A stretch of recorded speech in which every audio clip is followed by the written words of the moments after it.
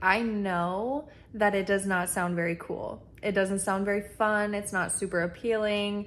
It's not very glamorous. It actually sounds quite childish, if you will. But it is undoubtedly one of the most, if not the most crucial piece for anybody that is desiring to walk down a spiritual path, that is looking for evolution of their soul. Despite whatever has happened in your past, irrespective of what might happen in the future, so that you can be an integrated human being with all of your human experience. This is the work of the inner child. Hello, my name is Mary Kate. Welcome to my little corner of the internet. And today I want to touch on this topic of inner child work. It's such a hot topic in the world of spirituality, in the world of healing and transformation, is this piece of inner child work. But really, what does that mean? What is it? Well, like with all different modalities, there's tons of different ways to do it, but what is it? What does that really mean? What is an inner child? The concept of the inner child is a personification of your past. That is the easiest way to think of it. It is your past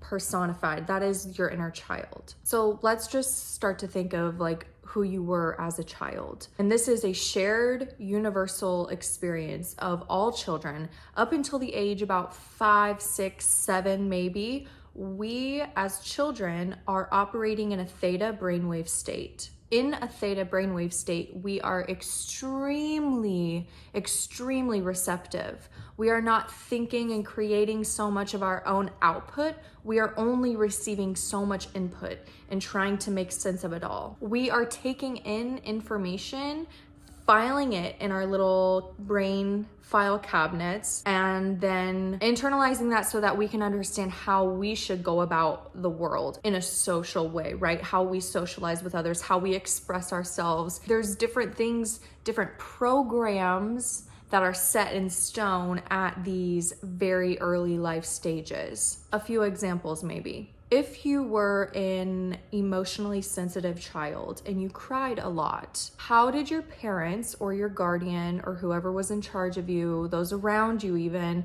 how did they respond when you showed emotion? So if you cried, were you comforted or were you shamed? Were you told, it's okay, I'm here, I'm supporting you?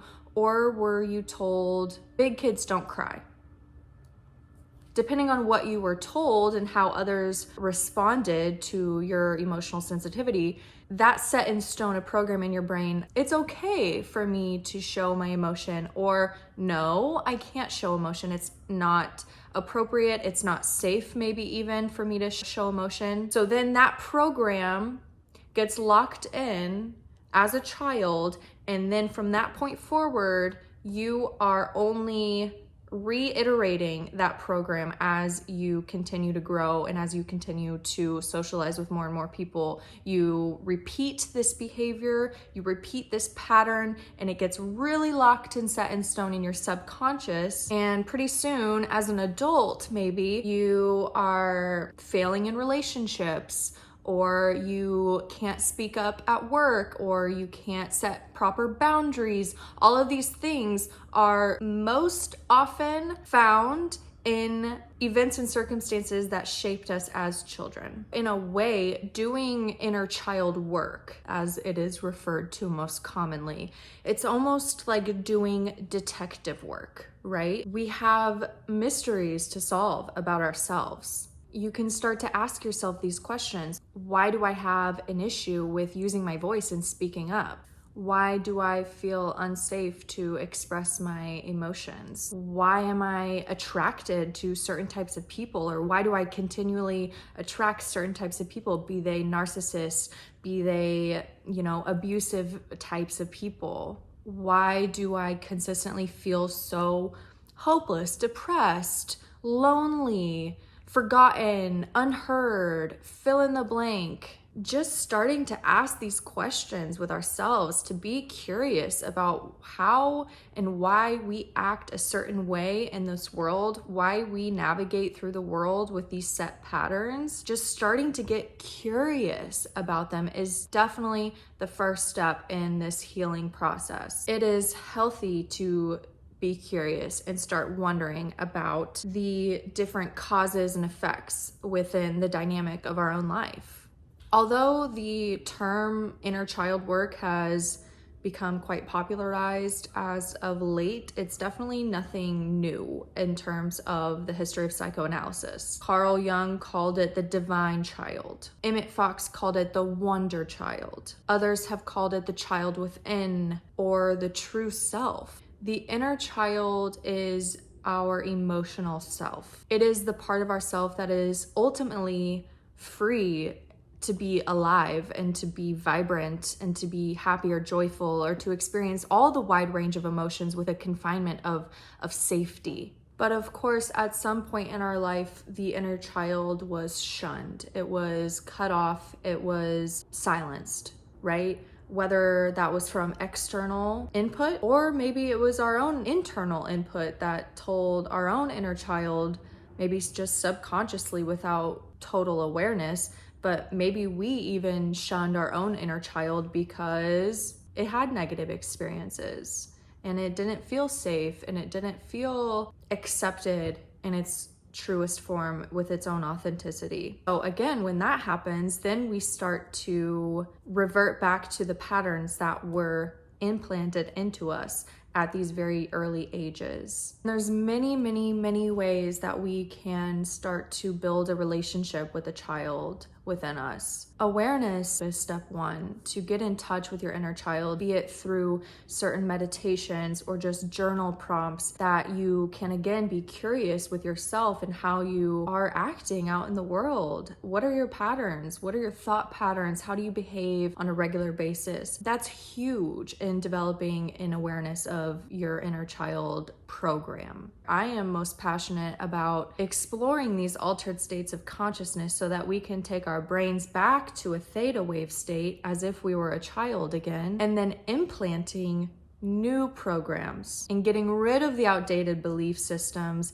getting rid of the toxic or negative thought patterns that are not serving you, and rather be proactive to liberate yourself from those and again implant a new system, a new paradigm that you can then operate from. Because at the end of the day, we are supercomputers. Our brains are bio supercomputers, and they have an operating system, and there are programs in which it operates from. And if we are not consciously inputting positive thought patterns and positive programs into our brain, then our subconscious will be running our life. And our subconscious was formed when we were children, when we had certain life experiences. And oftentimes there were plenty of negative ones that our brain then adapted to. And then as adults, we wonder, oh, why am I so stuck? Why can't I ever do this? Why do I always feel like I am never good enough? Well, because someone told you when you were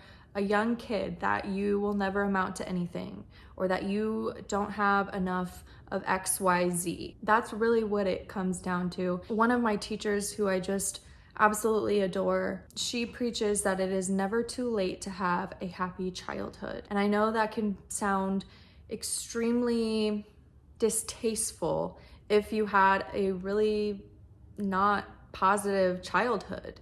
I know that can be a bit triggering if you had, if you grew up with abuse or you grew up in extreme poverty, how can you say I had a happy childhood, Well, it's not about going back and changing what happened to you or what the circumstances looked like. It's about changing the relationship you have now with your past. It's about ridding yourself of any sort of victim mentality. It's about feeling brave and courageous and strong enough to have the willpower to change the trajectory of your future. Because if you change the relationship you have with your past, you can be a new person now. And if you are a new person now, then you have freedom to change the trajectory of your future. Working with your inner child is just a tool for self-awareness. It helps us understand ourselves better. In any sort of journey with self-awareness and self-development, judgment is the last thing that should be on the table. It's very important to go about inner child work with a sense of openness,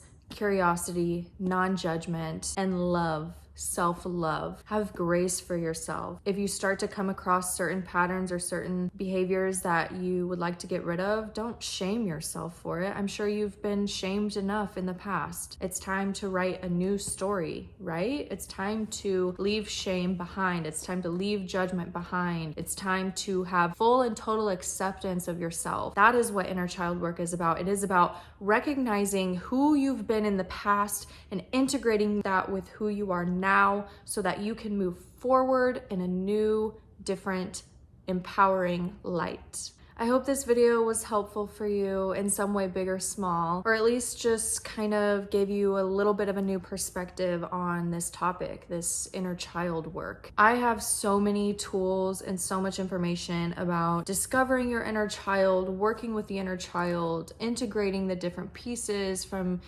all different stages of your childhood. And I've been putting pen to paper to get those in a tangible form that can be helpful for different people. But until then, my biggest advice is to be a neutral observer of your life. Be curious about who you are, about who you've been, about who you want to be. Start to ask yourself some of these tougher questions and then meet your own answers with non-judgment. If you're serious about spiritual healing, if you're serious about liberating yourself from your past, if you're serious about changing the trajectory of your future, if you want more ease and flow and joy and wholeness in your life, then inner child work is for you. As always, give yourself grace on this crazy path of life. The road to healing is not linear, but if you're watching this, just know that you're on the right path. And I see you, and I believe in you wholly and totally and completely. I love you. Thanks for watching.